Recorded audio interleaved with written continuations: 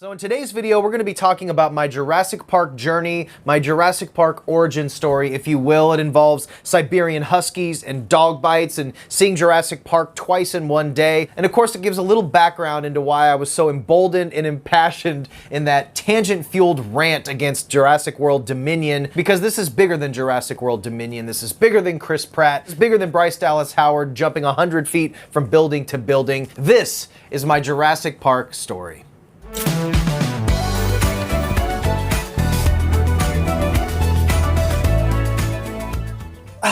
Come on, Pete. Are you tired? There you go. There you go, Petey boy. Lay down, bud.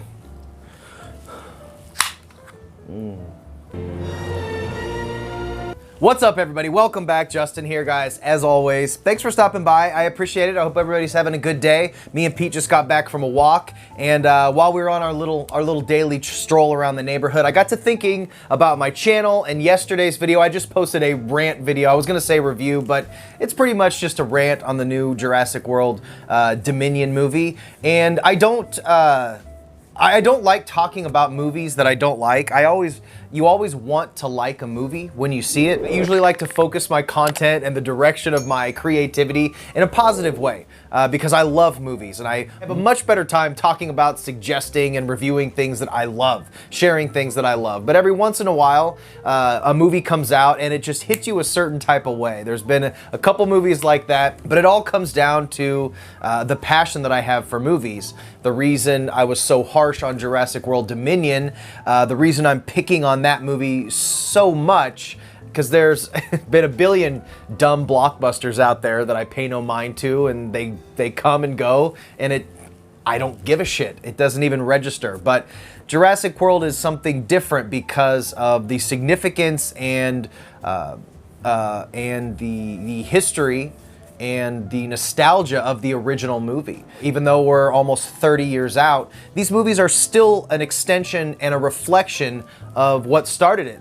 The Jurassic World series didn't poof out of nowhere. It's based on extremely significant and culturally important source material, Michael Crichton's book and Steven Spielberg's original movie, although he did 2 sequels. But the original, I think, is universally praised as most likely everybody's favorite and the best one. That movie came out, the world, nobody had ever seen anything like it. Jurassic Park was something that was fresh and new to everybody. And there was just a worldwide excitement anticipating the release of this movie. On movie screens, dinosaurs are coming back to life today in the new movie Jurassic Park. The special effects were something that hadn't been done. Stan Winston's creativity with the practical effects. We had Steven Spielberg and all of his team. And Steven Spielberg at that time in the 80s and 90s had mastered this grasp of taking really out there premises and grounding them with characters so that when a little boy meets an alien, it doesn't seem that crazy. It kind of tugs at your heartstrings.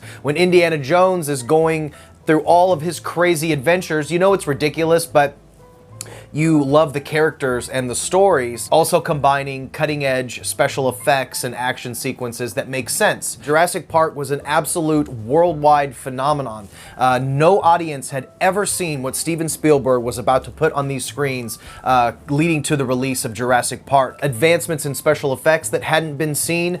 James Cameron started pushing that with Terminator in 1991, but that was a little bit different. It wasn't meant to be lifelike and hyper-realistic. Jurassic Park, it wasn't liquid metal. It was making dinosaurs look believable and real, interacting with their environments and the characters, and that had never ever been seen before.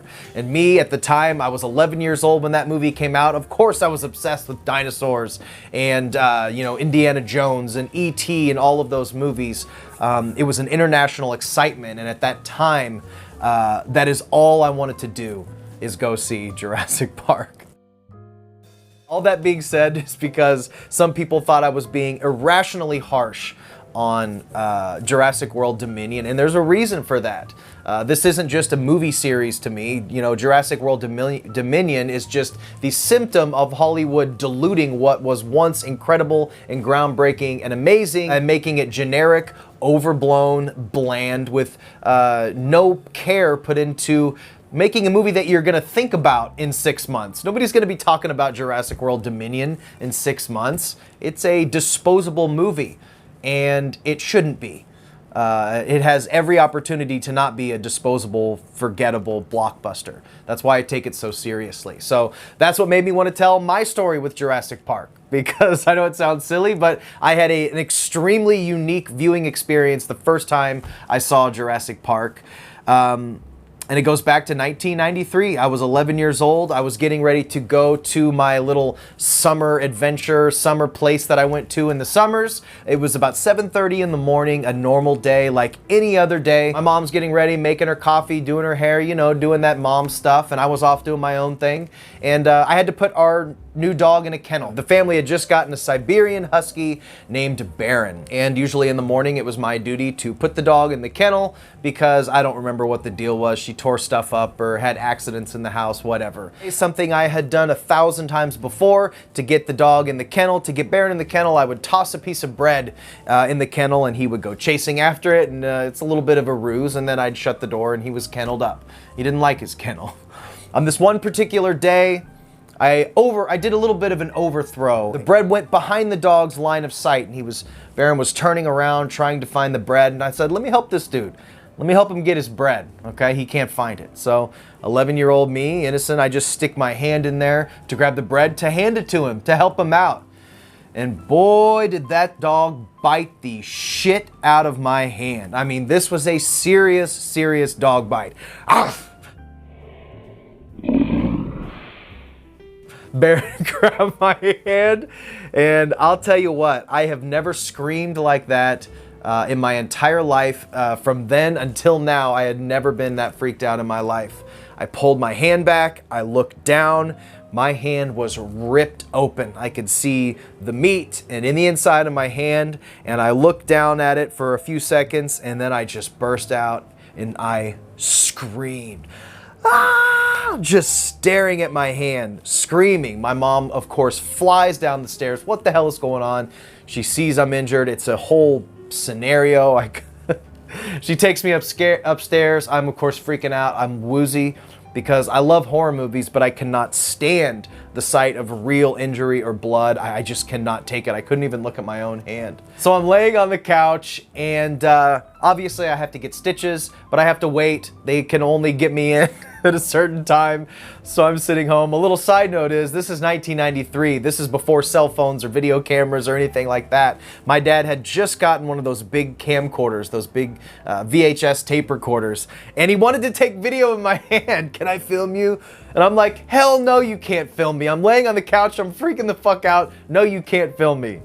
He wanted to film everything. If you were alive back then, you know how people had video cameras. They wanted to film every living moment. It was hilarious. But now, when I look back, I wish I had that footage of me, pale white, freaking out with my hand ripped open with this gnarly dog bite. Oh, what a chaotic morning. So we go to the doctor, I get stitched up, I come home. At the same time, before this happened, Jurassic Park had just been released. Of course, that's the only thing on my mind. I'd been begging my parents to see that movie, and today was gonna be the day. My dad looked at me knowing that I went through this horrific morning, and he said, hey Justin, do you wanna go see Jurassic Park? And I said, oh my God, fuck yes I do. I didn't say that. So we went and saw it.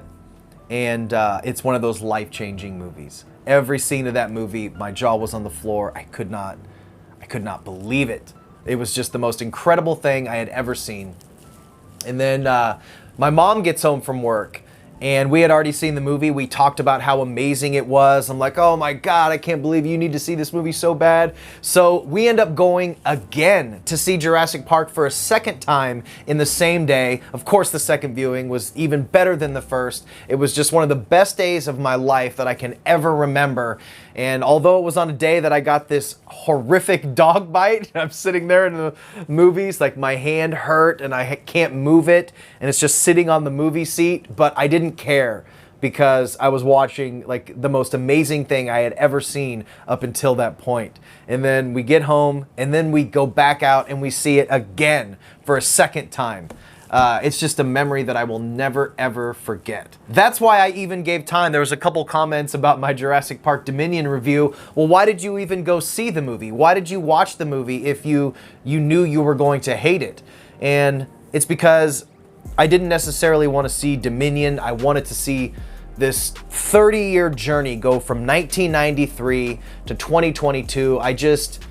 It's part of something bigger, so I figure I owed it to myself as a Jurassic Park fan to go see the movie and what will be the final movie in this series. So when it comes down to why I was so emotionally invested in my passionate, tangent-filled rant against Jurassic Park Dominion, well, it's simply because in 1993, when I was 11 years old, I got a horrific dog bite, and that's the day that I saw Jurassic Park twice in one day, and it changed my life.